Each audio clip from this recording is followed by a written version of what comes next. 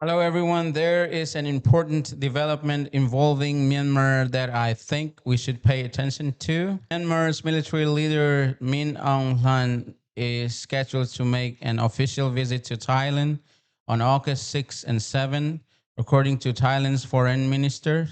Now, this may sound like just another diplomatic visit, but politically, I think it could be much more significant than that because since the 2021 military coup, one of the biggest questions facing ASEAN has been how should neighboring countries deal with Myanmar's military leadership? Should they isolate them or should they engage with them and try to find a solution through dialogue? That's why the words official visits are important. The question is Thailand simply being practical and opening a direct channel to help resolve the Myanmar crisis? Or could this kind of official engagement gradually give Myanmar's military led authorities greater international legitimacy?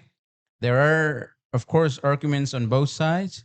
On one hand, Thailand and Myanmar share a very long border. They have cross border trade. There are, of course, millions of Myanmar migrants workers in Thailand. There are refugees and displaced people along the border. There are also serious security issues, including armed conflict, drug trafficking, and online scam centers. So, realistically, Thailand cannot simply say, we don't agree with you, so we're not going to talk to you. Obviously, they are neighbors, so some form of communications is necessary. And if you eventually want to solve a conflict, at some point people have to talk. But here is the other side of the argument. What if we see more official visits, more meetings, more handshakes, more photographs of leaders together, but nothing actually changes on the ground? What if the fighting continues? What if displaced civilians still cannot safely return home?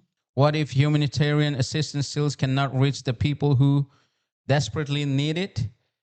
And what if there is still no meaningful political dialogue? Then, of course, we have to ask who is actually benefiting from this engagement? Is it helping the people of Myanmar? Or is it simply giving the military led authorities greater international acceptance without requiring meaningful concessions? That's the difficult questions. But there is another important part of this story. ASEAN is not only trying to communicate with the military backed authorities, there have also been efforts to engage with opposition linked groups and ethnic armed groups.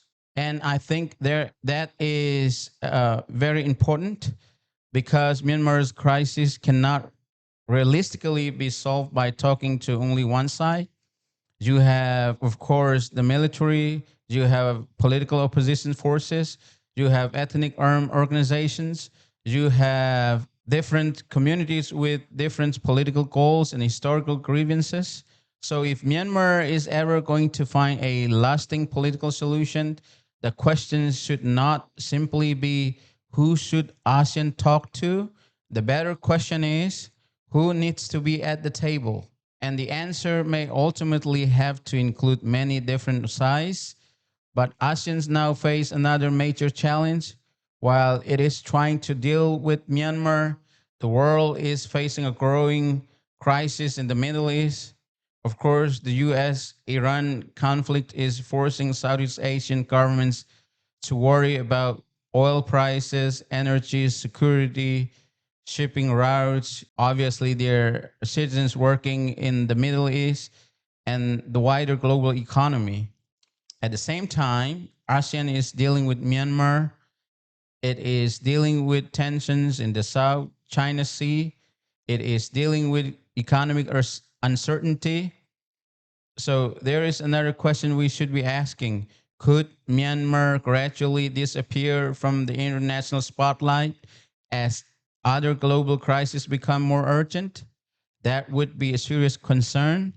When it comes to Min Aung Hlaing's planned visit to Thailand, I don't think we should immediately call it a diplomatic success, but I also don't think we should automatically say that talking is a bad thing. Instead, we should judge this engagement by results. After these meetings, does the violence decrease? Does more humanitarian aid reach civilians?